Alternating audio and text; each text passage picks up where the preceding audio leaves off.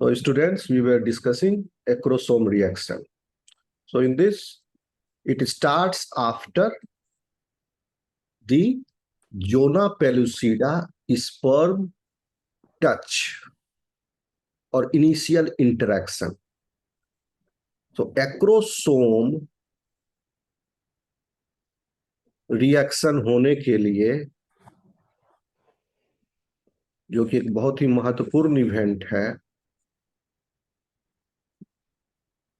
Zona pellucida का sperm के इस साथ टच में आना जरूरी है, वो भी सेम स्पीसीज के स्पर्म के साथ।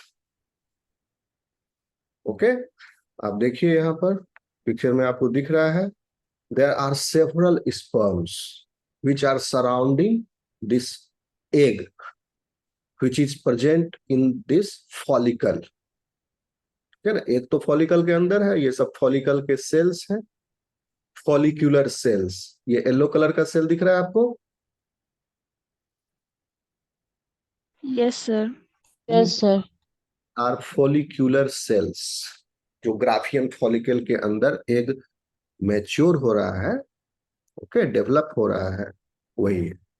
और ये सेल्स जो है फॉलिकुलर सेल्स आपको रेडिएटिंग टाइप के लग रहे हैं, चारों तरफ हैं, ठीक है। सेंटर की तरफ इनकी डेंसिटी ज्यादा है और बाहर की तरफ डेंसिटी कम हो गई। देखिए आप, ये थोड़ा डायग्रामेटिक पिक्चर है, देखो। सो सबसे बाहर का लेयर है, वहां पर सेल्स सेपरेट है, ज्यादा दूर दूर है, और जो अंदर के लेयर हैं वहां पर सेल्स कॉम्पैक्ट है कि नहीं?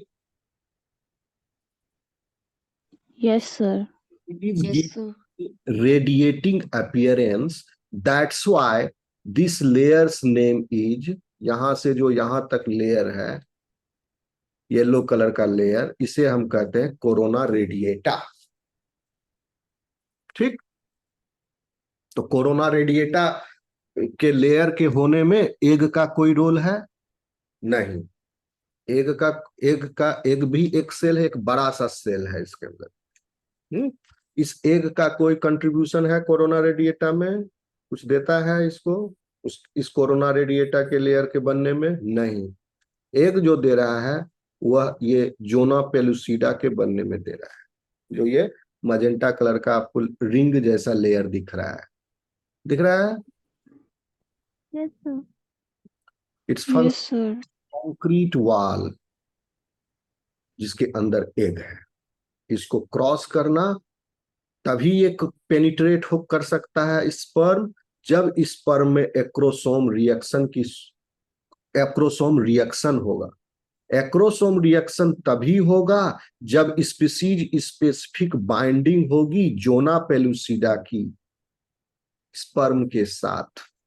इसका मॉलिक्यूलर बेसिस आपको बता दिए कि जोना पेलुसिडा बना हुआ है इन 3 तरह के प्रोटीन से, ZP1 एंड 2 एंड 3, जिसमें से ये ZP3 प्रोटीन स्पीसीज स्पेसिफिक है। ZP3 can bind only with the specific species specific ZP3 receptor present on the plasma membrane of sperm cell.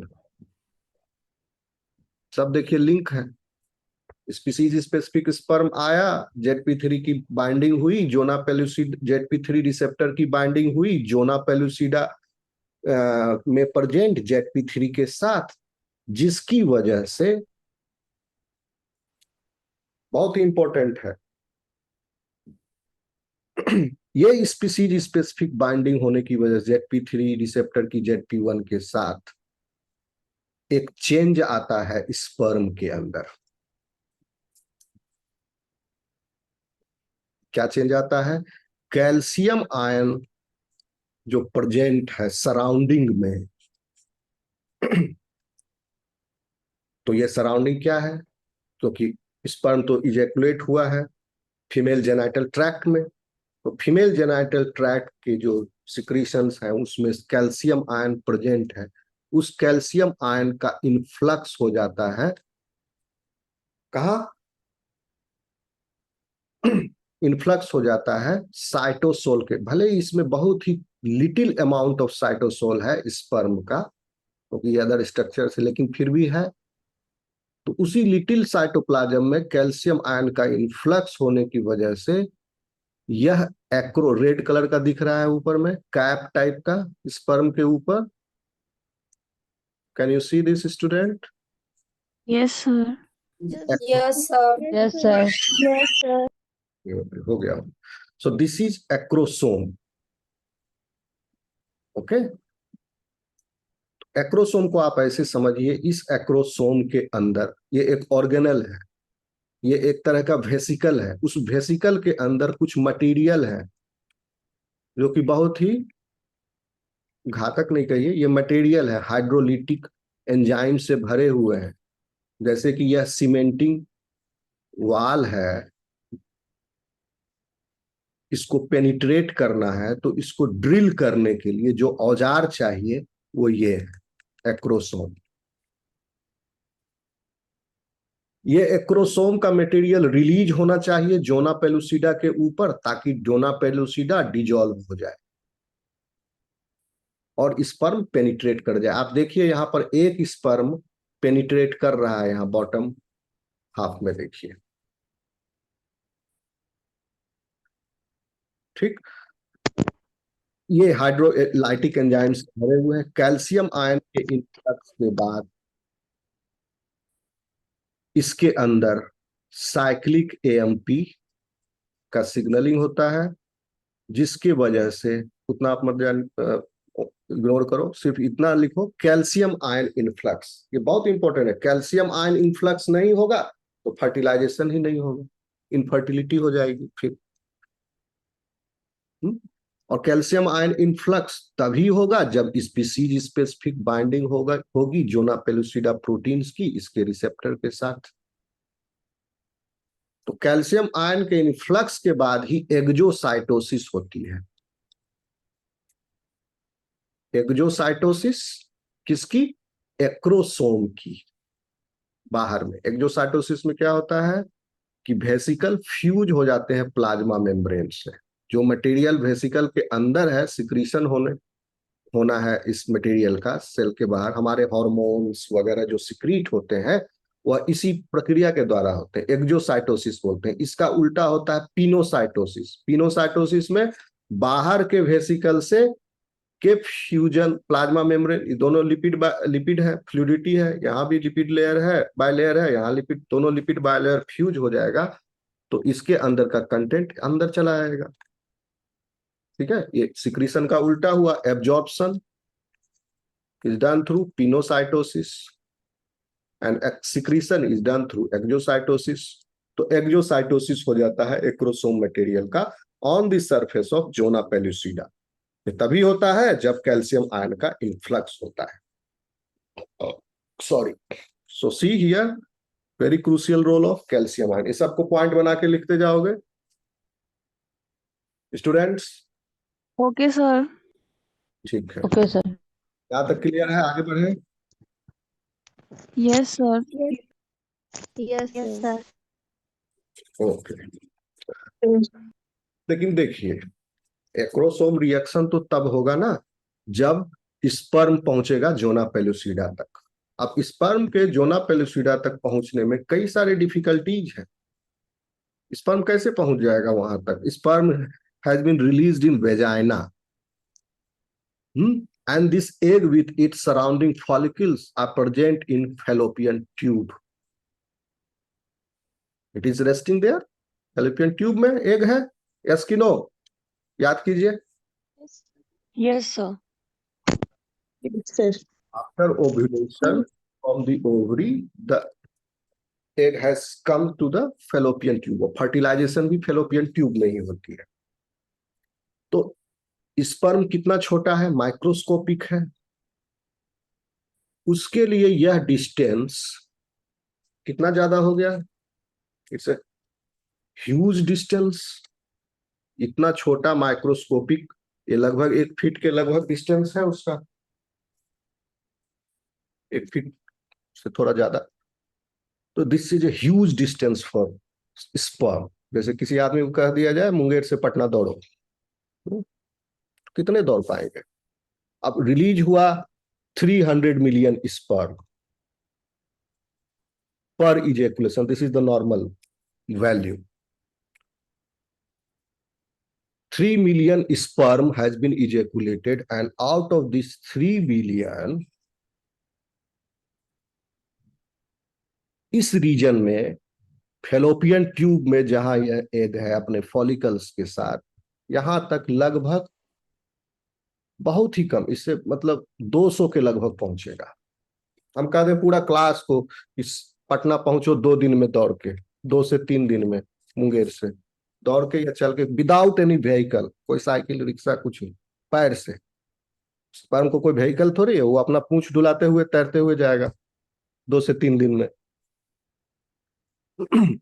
तो पूरा का पूरा क्लास तो नहीं पहुंच जाएगा, हो सकता है एक आध पहुंच जाए, आधा रास्ते में ज्यादा रह जाए सब। तो इसी वही लॉजिक है, समझ लो। 300 मिलियन में से लगभग 200 के करीब यहां पहुंच पाए, जो बेस्ट उसमें रहा, उस रेस में जो बेस्ट रहा इसमें से वो पहुंच गया। तो जितने भी इंडिविजुअल हैं, हम आप सभी सभी जो है एक बेस्ट स्पर्म के प्रोडक्ट हैं, जो सबसे बेस्ट दौड़ के पहुंचा रेस में।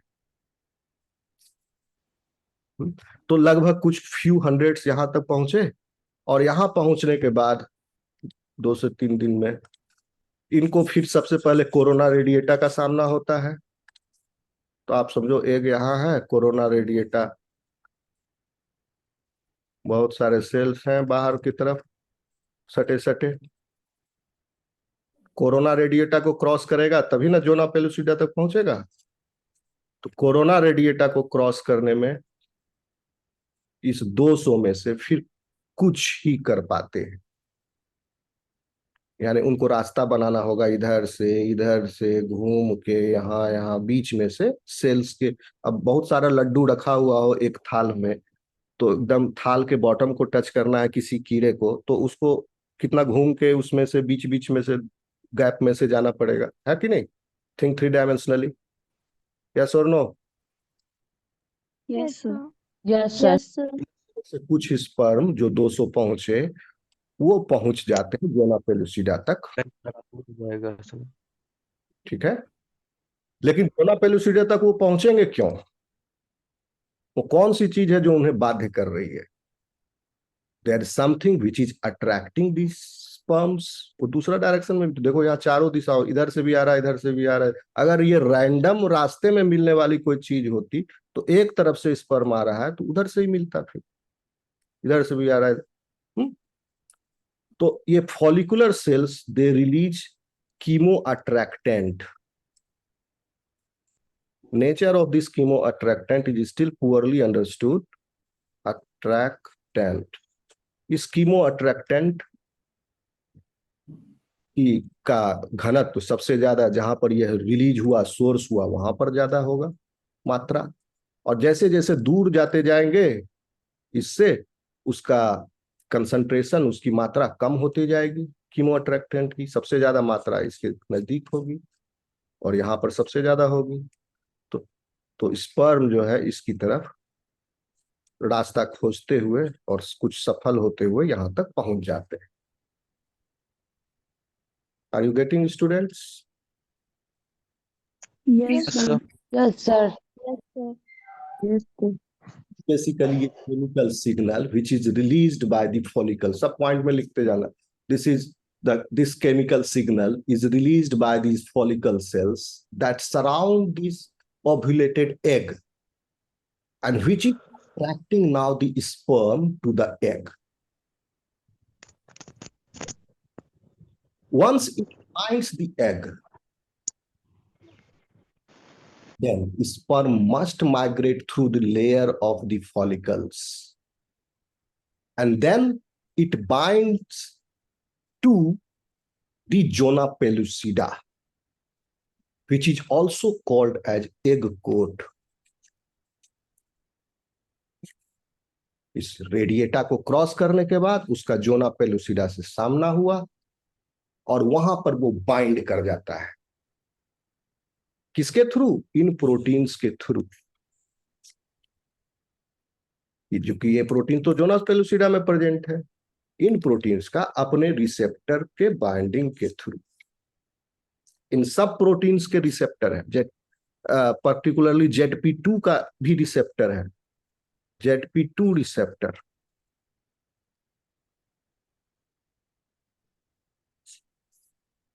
ZP2 रिसेप्टर क्या करता है? ZP3 रिसेप्टर तो स्पीसीज स्पेसिफिक पहचानने के लिए कि मेरा है कि दूसरा स्पीसीज है।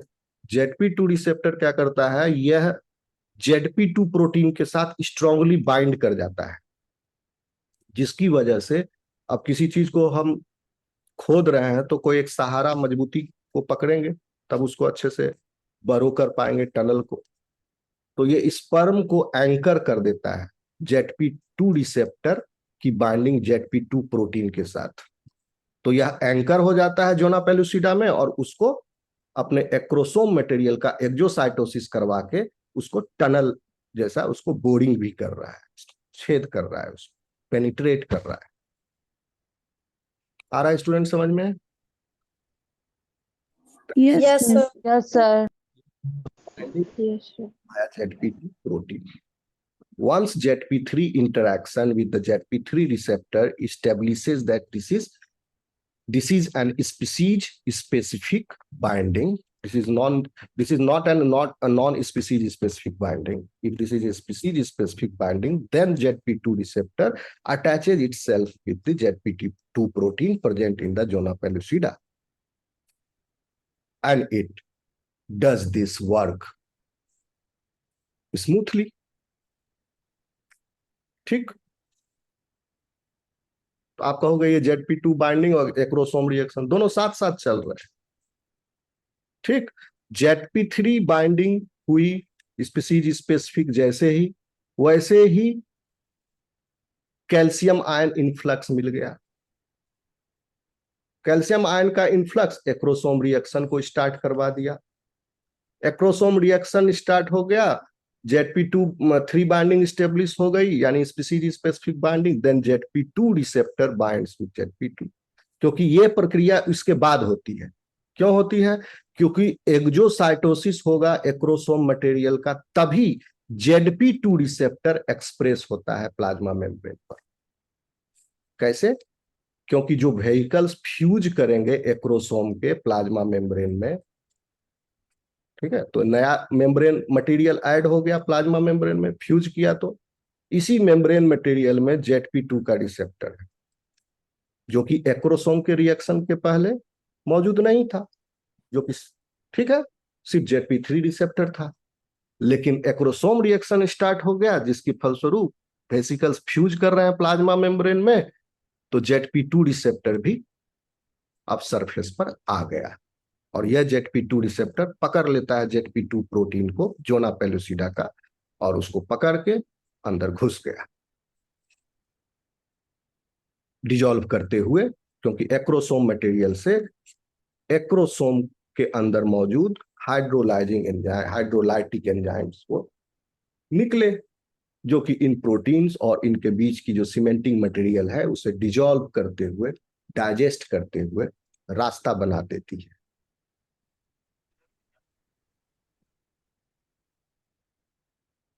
ओके स्टूडेंट्स, कुछ पूछना है आपको? No, sir. No, sir. लेकिन यहां पर एक कैच और है,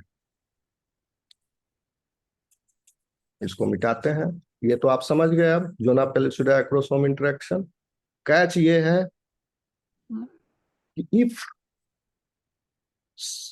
यह देखा गया, बाद में पता चला, अगर एग को, ह्यूमन एग को with its follicle and all,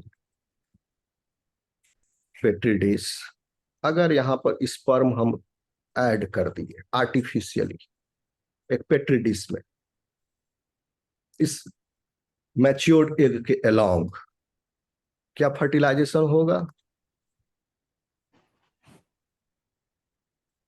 fertilisation होगा। आर्टिफिशियली हम पहुंचा दिए है उसको। नेचुरली क्या होता है, ये इतना रास्ता कवर करके आया 3 दिन में दौड़ते हुए, सब उसके लिए ह्यूज, बहुत बड़ा डिस्टेंस, बहुत माइक्रोस्कोपिक है वो। लेकिन खुद ब खुद इसको बगल में रख दिया, स्पर्म को अगर फर्टिलाइजेशन होगा, यस कि no? Yes, sir. Yes, sir. Yes. सब कर रहा है ये। IBF में सर हाँ हाँ बोलो। IBF के होगा थ्रू सर, तो इसका ऐसे तो ही हम ना इसका होता है सर। फर्टिलाइजेशन। नहीं होगा बाबू। देखो क्यों नहीं होगा, सी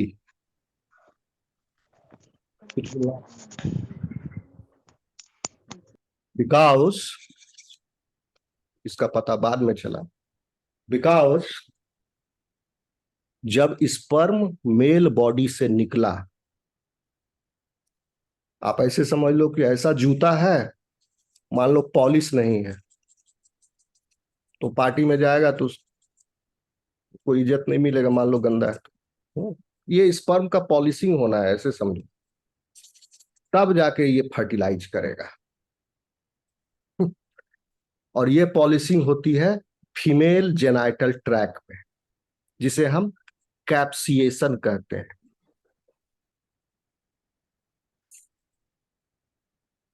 ये भी पुअरली अंडरस्टूड प्रोसेस है अभी। Without capacitation sperm can not fertilise, no matter calcium ion influx हो जाए, स्पीसीज स्पेसिफिक बाइंड हो जाए, तो भी it will not penetrate, because so what happens in capsation during this journey of the sperm to the fallopian tube? It takes several hours. During this journey the bicarbonate ions, तो इसलिए sperm को active बनाने में एक तो calcium ion याद रखना और दूसरा bicarbonate ions,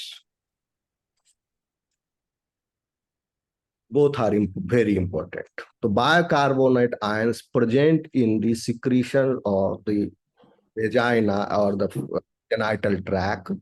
This bicarbonate ion is absorbed through plasma membrane in the sperm. As a result of which, the nature of the plasma membrane of sperm changes. कैसा नेचर?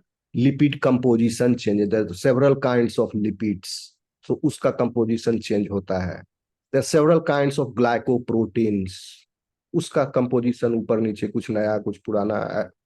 ये सिग्नल आता है bicarbonate ion के अंदर के influx होने से। ये तो न्यूक्लियस दिखा दी।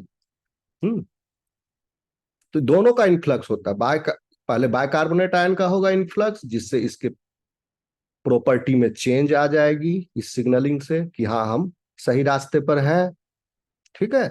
तो प्लाज्मा मेम्ब्रेन की प्रॉपर्टी बदल गई। अब जब ये वहां पहुंचेगा तब जाके कैल्शियम आयन का इनफ्लक्स होगा। जब कहाँ पहुंचेगा? जोना पेलुसिडा पर। कब होगा? जब स्पेसिफिक बाइंडिंग होगी तब। समझ गए student? So this is first and this one comes second in the role of making it functional. Have you got it, students? Yes, sir. Yes, sir. Capsule is must. Yes, sir. Okay. A sperm must travel through female genital tract to be able to fertilize. Okay. अभी एक student ने IVF की बात की थी, तो आप कहोगे IVF में फिर कैसे होगा सर? इन विट्रो फर्टिलाइजेशन में भी बताया कि डायरेक्ट हो जाए, तो वहां फीमेल जेनाइटल ट्रैक में ट्रेवल करवा के फिर स्पर्म को निकालेंगे, हार्वेस्ट कराएंगे क्या? नो।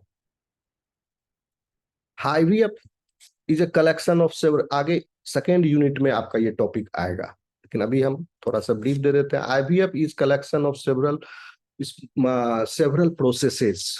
किस व्यक्ति को बच्चा होने में क्या प्रॉब्लम है, बहुत सा सेवरल स्टेप प्रोसेस है, ठीक है।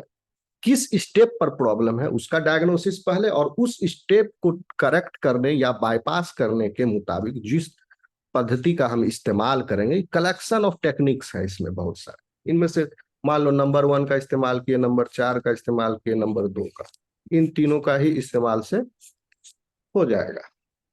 किसी को कुछ और भी प्रॉब्लम है तो उसको 2 नंबर भी लगा, 3 नंबर आगे हम बताएंगे। Multi ovulation, super ovulation, intra cytoplasmic sperm transfer, ICST. अब हम बता रहे हैं, जैसे देखिए आईसीएसटी का अगर जरूरत पड़ा, मान लो किसी कपल को ये प्रॉब्लम है, उसका मेल गैमिट भी स्वस्थ है, फीमेल गैमिट भी ठीक है, लेकिन एक्रोसोम रिएक्शन नहीं हो पा रहा है किसी वजह से, कैल्शियम आयन का इन्फ्लक्स नहीं हो रहा है, मान लो यहाँ गेटवे इसका पंप खराब है कैल्शियम आयन का, तो नहीं हो रहा है, जिसकी वजह से फर्टिलाइजेशन नहीं हो रहा है, तो क्या करेगा डॉक्टर?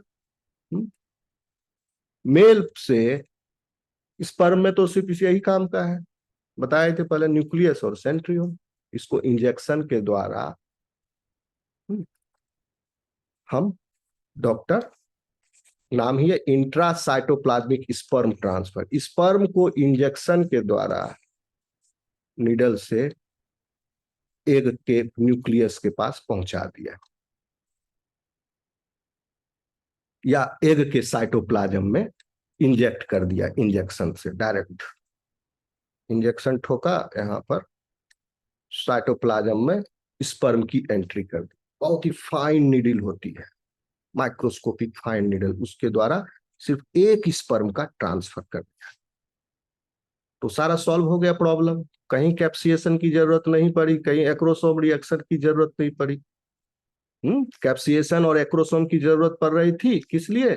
फर्टिलाइजेशन होने के लिए, ये मिक्सिस होने के लिए। इसको बाईपास कर दिए आईसीएसटी के द्वारा, अब हो जाएगा फर्टिलाइजेशन, और वह उसके अंदर, उस फीमेल के अंदर जायगोट तैयार हो जाएगा, इम्प्लांट हो जाएगा, उसको हो जाएगा बेबी। तो उसके लिए वरदान हो गया उस कपल के लिए जिसमें यह इनिशियल स्टेप डिफेक्टिव था, आईसीएसटी। और आईसीएसटी आईवीएफ का ही पार्ट है, आईवीएफ का एक टेक्निक है। Students, are you getting? Yes, sir. Yes, sir. ठीक है, तो अंडर नॉर्मल कंडीशन सर ये दोनों आयंस जरूरी हैं एक्रोसोम रिएक्शन के होने के लिए।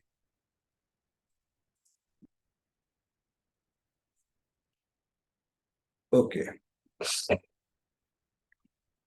एक बार यह कैप्सिएटेड स्पर्म जब एंटर हो गया यहां साइटोप्लाज्म में, किसके? एग के साइटोप्लाज्म में, सबको जोना पेलुसिडा को क्रॉस करते हुए। So this zona is basically the barrier to fertilization across species. अगर जोना पेलुसिडा को रिमूव कर दो आप, एग को स्ट्रिप कर दो जोना पेलुसिडा से, तो it has been seen experimentally also, अगर ये ह्यूमन का ही है एग, नहीं एक्सपेरिमेंट हुआ था सी अर्चिन का एग और ह्यूमन का स्पर्म फर्टिलाइज करता है कि नहीं करता है? तो अगर इसके ऊपर से जोना पेलुसिडा लेयर हटा दिया गया सी अर्चिन लेयर से, तो ह्यूमन स्पर्म फर्टिलाइज कर देता है एग को, सी अर्चिन एग को। तो कहा ये इनवर्टिब्रेट समुद्र में रहने वाला, और यह ह्यूमन जो टेरेस्ट्रियल मैमल है, on the top of the on the hierarchy of the evolutionary tree. इन दोनों का भी फर्टिलाइजेशन हो जाता है। तो आपसे अगर कोई पूछे तो क्रॉस स्पीसीज फर्टिलाइजेशन रोकने के लिए जो बैरियर है उसका नाम है जोना पेलुसिडा। हालांकि ये हाइब्रिड जो तैयार हुआ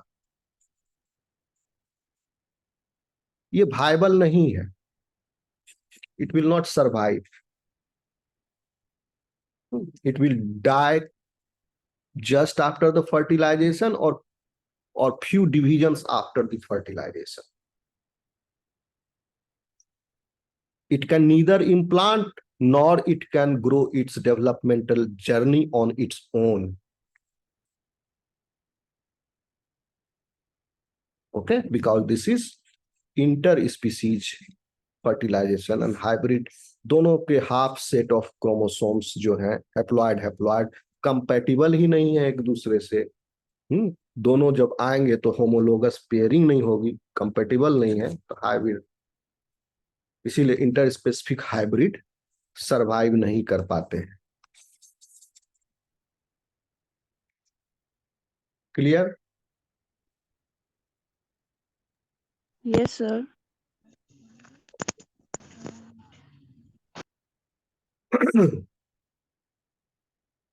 सो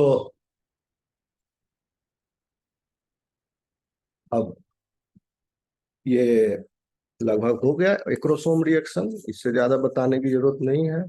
आप क्या लिखोगे एग्जाम में, यही लिखना in acrosome reaction, because acrosome reaction का क्या इंपॉर्टेंस है, it is required in the fertilisation, it is required for fertilization.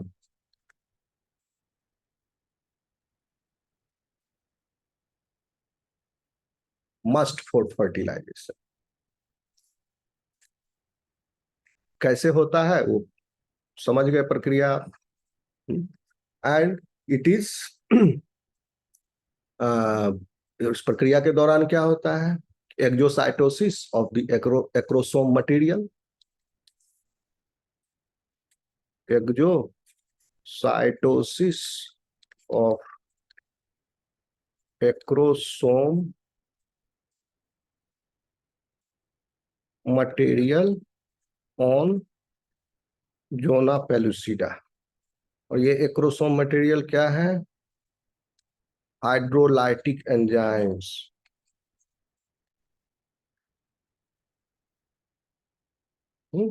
What does it do, these hydrolytic enzymes? They help in tunneling through zona pellucida. Okay, तो पहला काम ये हो गया। दूसरा काम ये हाइड्रोलाइटिक एंजाइम का है, अभी आपको बताए थे, एक्सोसाइटोसिस जब हो रही थी तो कुछ रिसेप्टर्स एक्रोसोम के निकलने के बाद, एक्सोसाइटोसिस होने के बाद प्लाज्मा मेम्ब्रेन पर एक्सप्रेस होते हैं, जैसे कि ZP2 receptor.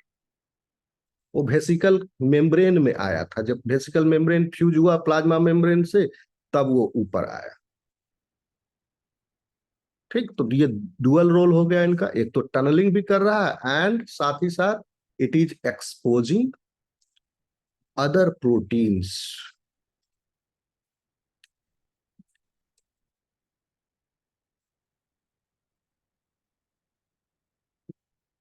on the sperm surface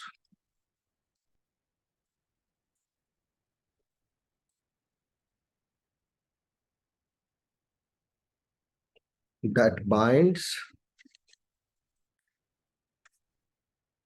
ZP2 protein, and this binding helps in, why it is required, because of this binding sperm maintains tight binding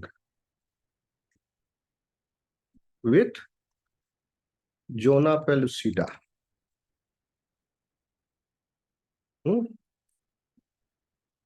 tight binding जरूरी है क्योंकि वो बरो कर रहा है, while burrowing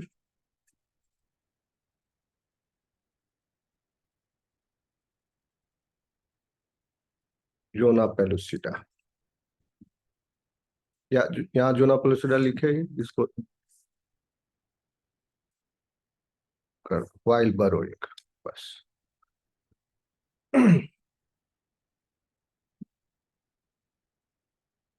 ठीक है, So student, this is in brief about the initial event, molecular events during fertilization.